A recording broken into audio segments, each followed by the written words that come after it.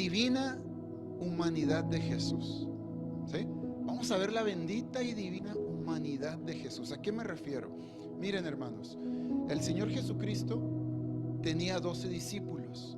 Los 12 discípulos eran los hombres más cercanos a Él, los más amigos, eran la familia de Jesús. Cuando Jesús predicaba, su mamá venía, sus hermanos venían y decían: allá te está hablando tu mamá. Mi mamá y mis hermanos son los que escuchan y hacen mi palabra. O sea, estaba dándole categoría a sus discípulos de familia. Esos discípulos cercanos les enseñó todo. Vivió para ellos, nació para ellos y murió para ellos. Les enseñó toda la revelación del cielo. Lo que el Padre le había dicho que les dijera a sus discípulos, los discípulos lo escucharon. Lo entendieron o no lo entendieron, pero el Maestro les enseñó. Los discípulos tenían que, uno de ellos, traicionarlo. Todos abandonarlo. Y uno de ellos, Pedro, negarlo 3 veces. Judas lo traicionó, lo entregó. Ah, caray, todos los domingos, todos los días del Señor estoy predicando en el templo y ustedes vienen con palos y armas para capturarme, para arrestarme. Qué raro, les dijo el Maestro. ¿Así me entregas con un beso? ¿Me entregas? Haz lo que tienes que hacer, Judas, traicionero.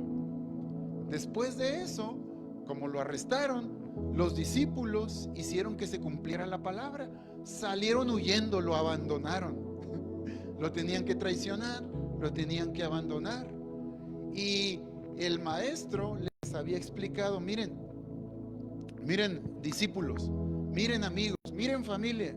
Les dijo: ustedes me van a abandonar para que se cumpla la palabra, porque está escrito que Dios va a herir al pastor y las ovejas van a dispersarse.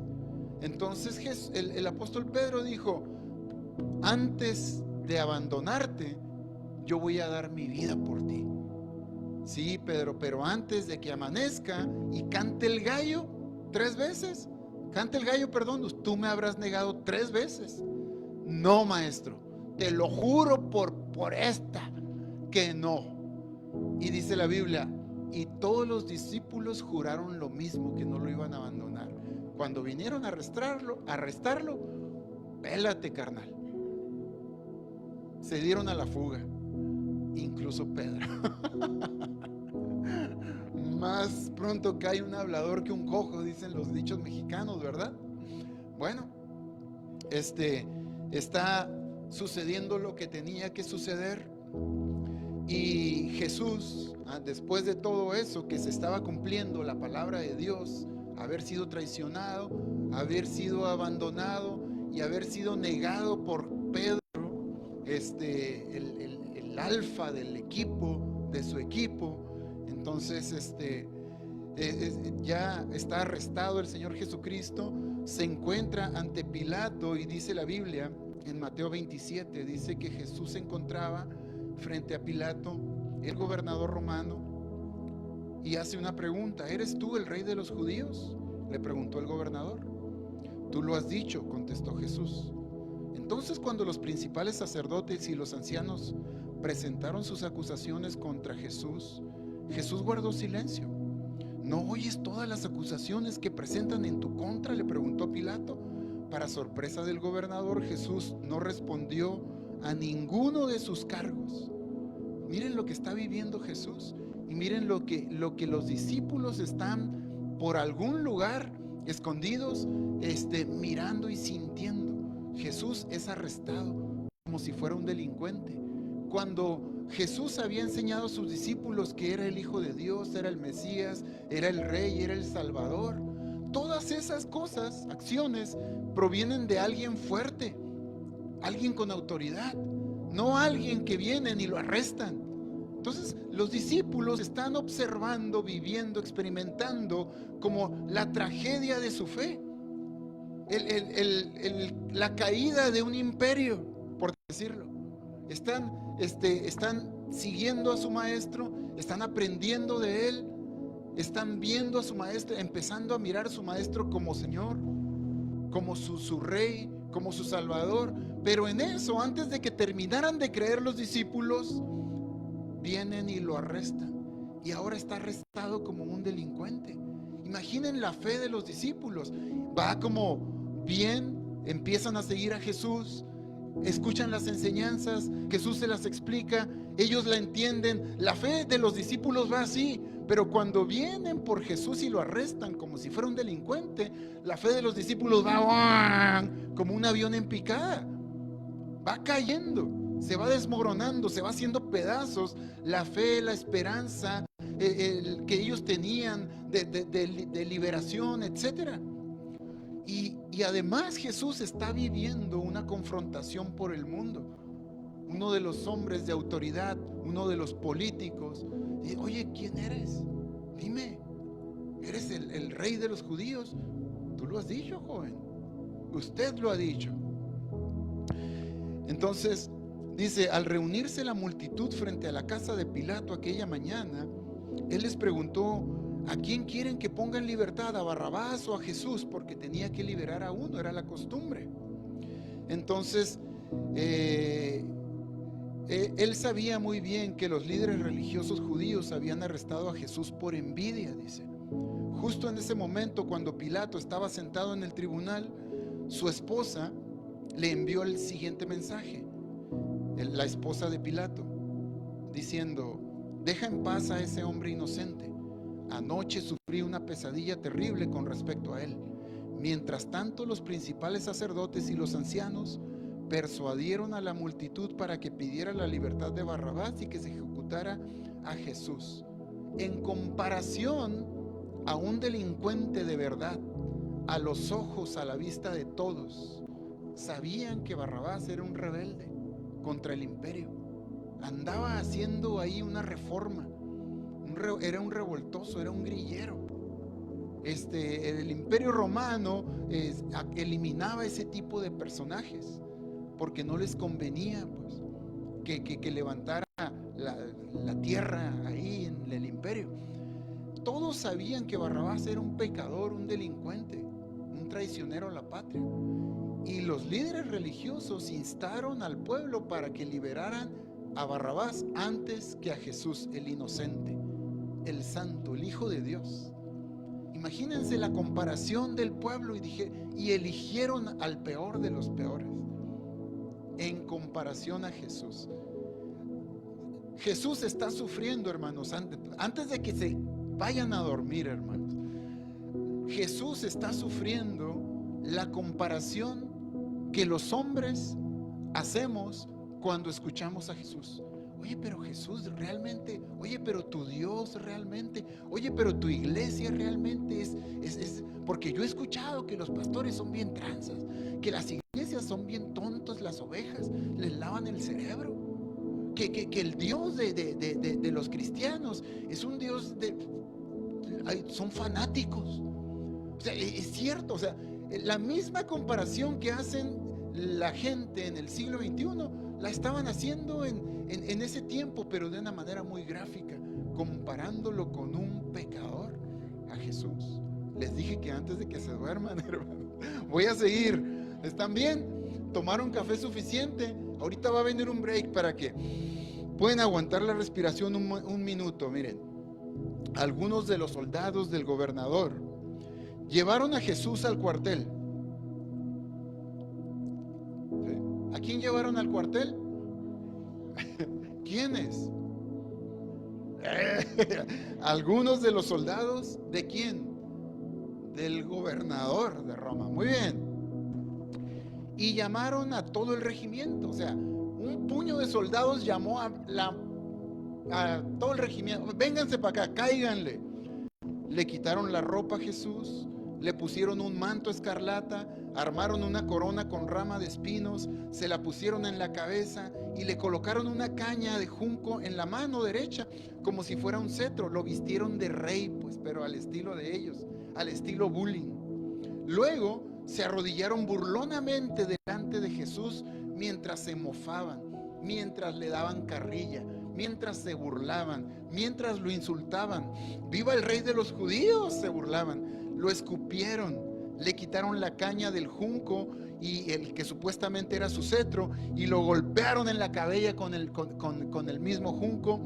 Y cuando al fin se cansaron, porque le dieron bullying hasta que se cansaron, cuando al fin se cansaron, le quitaron el manto rojo, escarlata, y volvieron a ponerle su propia ropa después de estar todo herido, moreteado, golpeado, con un ojo cerrado tal vez, unos 10, 20 chipotes en la cabeza, y lo llevaron para crucificarlo después.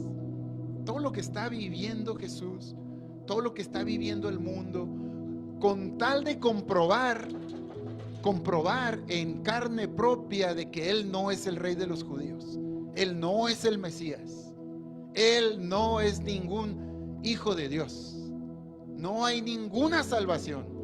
Hay veces que la gente, hermanos, la naturaleza humana nos sale por naturaleza, la incredulidad, y con tal de querer tener razón, queremos comprobar lo que se dice allá afuera de Cristo, de la iglesia, de los cristianos, y venimos y nos sentamos, pero nos sentamos a juzgarnos unos a otros, a mirar desde la última banca. No se crean los de la última banca, desde acá, desde el púlpito. Estamos mirando nada más para ver cuándo la hermana falsea en su fe, para ver cuándo el hermano Pablo falsea en su fe. Ahí estamos, igual que los soldados, pues. Entonces, hay veces que la fe se convierte en humanidad, y cuando nuestra humanidad, hermanos, surge lo mismo que surgió ante Jesús. Cuando la gente estaba ante Jesús, querían tener razón de no querer creer en Él. O sea, la fe de la gente venía. ¿Se acuerdan del domingo de Ramos, el domingo pasado? Todo mundo alababa a Jesús, le ponía alfombra roja. La fe de la gente estaba acá en la cúspide. Ahora, en el viernes, en el jueves santo, viene y quieren comprobar que realmente no es Jesús. Perdón por la salpicadera, me faltó tomar agua, una disculpa. Ok, en el camino, como lo llevaron para crucificarlo, se encontraron con un hombre llamado Simón, quien era de Cirene, y los soldados lo obligaron a llevar la cruz de Jesús. Salieron a un lugar llamado el Gólgota, que significa la calavera. Los soldados le dieron a Jesús vino mezclado con hiel amarga, pero cuando la probó se negó a beberla. Le estaban dando vinagre, pues. Mira, ¿tiene sed? Órale, un traguito. A esos niveles llegó la burla de Jesús, que sufrió Jesús. Imagínense cómo se siente un hombre, un ser humano, que tiene que cumplir una misión para salvar al mundo, para salvarte a ti y para salvarme a mí. ¿Cómo se siente un hombre así cuando, además de que se les está impidiendo, gracias hermana, además de que quiere hacer una misión imposible, quiere hacer una misión por fe, además hay gente que se le opone y además lo ataca? Pues la oposición es dolorosa. Que te den vinagre para burlarte. Óyeme, no hay café no hay azúcar en la cafetería de Benecer, y la gente se ofende y se va porque no hay azúcar. No. Entonces, oye, imagínate que vinieran y te dijeran: ¿o eres cristiano? Ahí te va una jarrita de agua en la cara de vinagre, digo. O sea, ¿aguantarías eso por Jesús? ¿Aguantarías eso? Que la gente te desprecie, que tus mejores amigos digan: ¿eres cristiana? ¿Eres cristiano? Ahí te guacho, ya no te quiero. Yo me voy con mis amigos los borrachos, los pisteadores, los carrilludos, ahí me gusta estar. Entonces, para que vayamos viendo, hermanos, que la fe de Jesús, la obediencia de Jesús al Padre, tenía que ver con lo divino, pero también tenía que ver con lo humano. O sea, porque Jesús bien pudo, cuando lo vinieron a arrestar, ¿se acuerdan que Pedro sacó una espada de no sé dónde? ¿Quién sabe por qué traía un cuchillo Pedro? Y le lanzó el cuchillazo a uno de los soldados que atrapó a Jesús, que arrestó a Jesús y le alcanzó a rebanar la oreja. Yo creo que porque el soldado se hizo así como Matrix y le hizo así y Pedro le quería cortar la cabeza, pero nomás le voló la oreja. ¿Verdad? Pedro era arrebatado, impulsivo, no pensaba cuando hablaba, no pensaba cuando actuaba. Se parece a algún que otro pastor, no crean que hermano. Entonces Pedro era así. Entonces Jesús le dijo: no, el que a espada mata, a espada muere. Tú no hagas eso. ¿Que acaso que no sabes que si yo oro al Padre en este momento y le pido 1000 ángeles, miles de ángeles, ¿tú crees que no me los envía en el mismo momento para librarnos a todos de lo que está sucediendo? ¿Tú crees que no puedo hacer eso? Pero si lo hiciera, estuviera impidiendo que yo cumpla mi misión de salvación para el mundo. ¿Sí? No se vayan a dormir, hermanos, viene lo más bueno. Entonces, hermanos, nosotros podemos ver que Jesús, bendita, divina humanidad de Jesús, nosotros podemos ver esto, que Jesús no tenía por qué venir a sufrir al mundo, pero quiso hacerlo, ¿verdad? Quiso hacerlo. Pero nos enseña a nosotros los cristianos que nosotros oramos: Señor, ya quítame este dolor, quítame este sufrimiento, quítame este problema, quítame este mal. Nosotros queremos evadir el mal para estar dulcemente a gusto y encontrar la manera de proceder y avanzar y prosperar y estar donde queremos sin pasar por el dolor. Pero nosotros vemos, hermanos, en la humanidad de Jesús, que Jesús no evade el dolor, Jesús no evade el sufrimiento, Jesús no está evadiendo la cruz, Jesús está atravesando el dolor, el sufrimiento, está llevando a cabo su misión. Cuando bien pudo evitarla, cuando bien tenía el poder para decir: Señor, líbrame de esto, ya no lo quiero, pero lo quiso. Entonces, Jesús no evita el sufrimiento, cruza por en medio de él. ¿Qué te está enseñando a ti tu maestro? ¿Qué te está diciendo tu maestro con esta acción, con este testimonio de él? Pues nos está diciendo: mira, la vida es así, pero también la fe tiene su recompensa, tiene su esperanza, ¿verdad? Ahora, pasemos, hermanos. Dice: al mediodía, después de que los principales sacerdotes, los maestros de la ley y los ancianos también se estuvieran burlando de Jesús, no solamente los soldados, salvo otros que se mofaban, dice, pero no puede salvarse a sí mismo. Lo que pasa es que Jesús estaba en la cruz y la gente pasaba y se burlaba de él, porque decía: el Salvador del mundo, y no se puede salvar a sí mismo.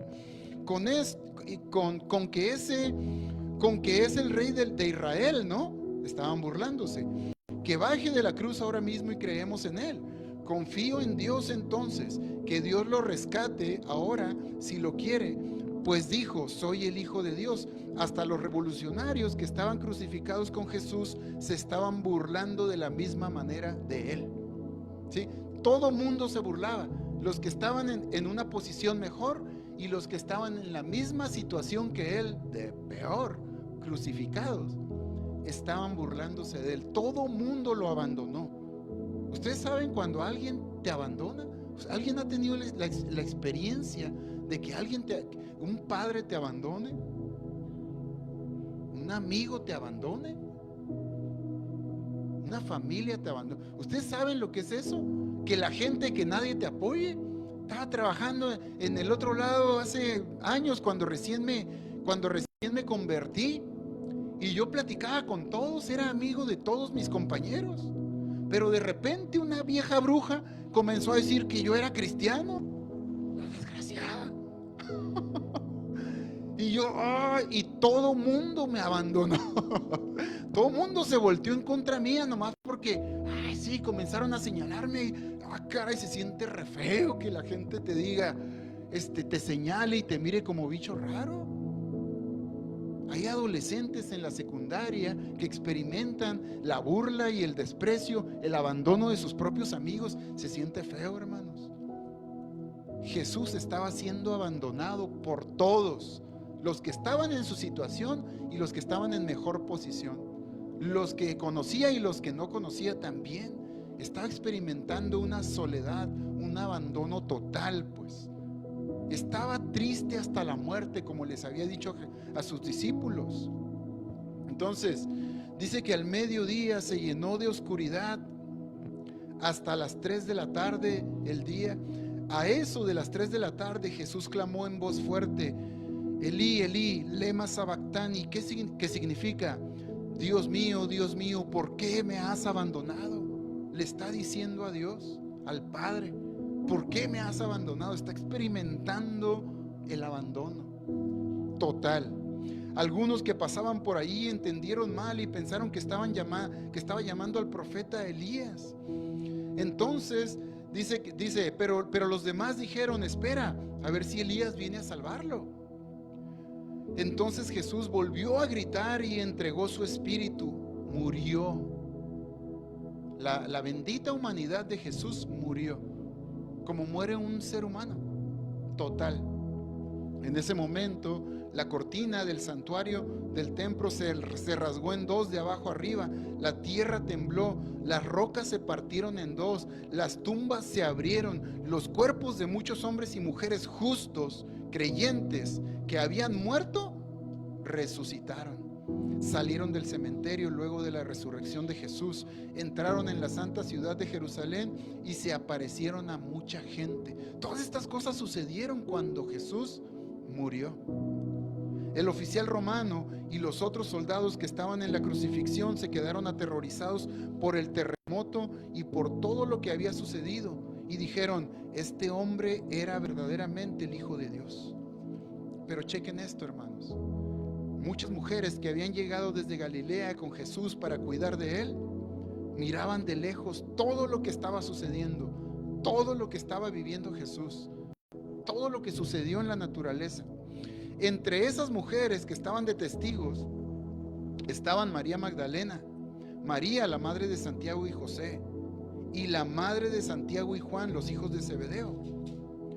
Al acercarse la noche, hermanos, José, un hombre de Arimatea, fue a ver a Pilato y le pidió el cuerpo de Jesús y se lo llevó a su propia tumba que había sido tallada en la roca.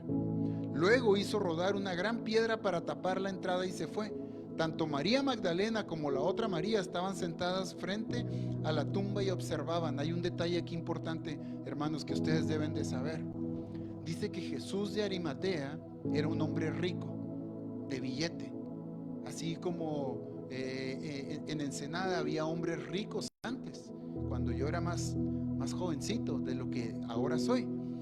Cuando era un chiquitillo, un niño, se escuchaba que allá después del Sausal, en San Miguel, hay un panteón.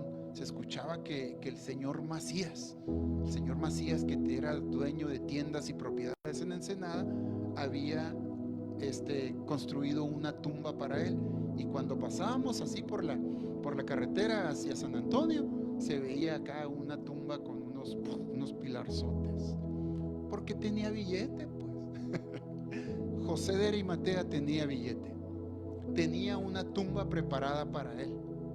La había mandado esculpir en pura roca, ¿sí? Los pobres enterraban en cuevas de tierra, pero él iba a ser enterrado en una cueva de pura roca, ¿sí? Por ningún lado tenía salidas, pues.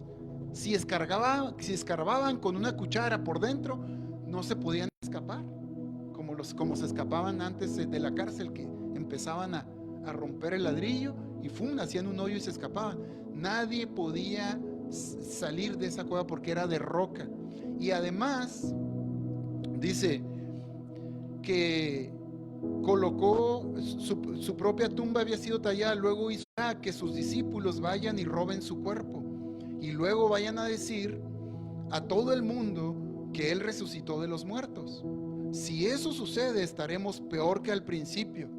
Pilato les respondió: tomen guardias y aseguren la tumba lo mejor que puedan. Entonces ellos salieron, sellaron la tumba y pusieron guardias para que la protegiera. O sea que además de ser una tumba imposible de escaparse por alguien que estuviera vivo, el domingo por la mañana llega, hermanos. Les dije que tomaron un respiro, ya vamos a acabar. El domingo por la mañana llega, hermanos. Temprano, cuando amanecía el nuevo día. Apenas estaba saliendo el sol, cuando María Magdalena y la otra María fueron a visitar la tumba. De repente, cuando iban de camino con la mirra, un gran terremoto sintieron, pues un ángel del Señor descendió del cielo a la tumba, corrió la piedra a un lado y se sentó sobre ella. Y miren lo que dice aquí, lo vamos a mirar en la segunda parte de este servicio, porque primero vamos a ir a desayunar, hermanos. Barbacoa, por cierto. ¿Qué les parece si lo dejamos en continuará y hacemos una breve oración para terminar este primer tiempo? ¿Les parece?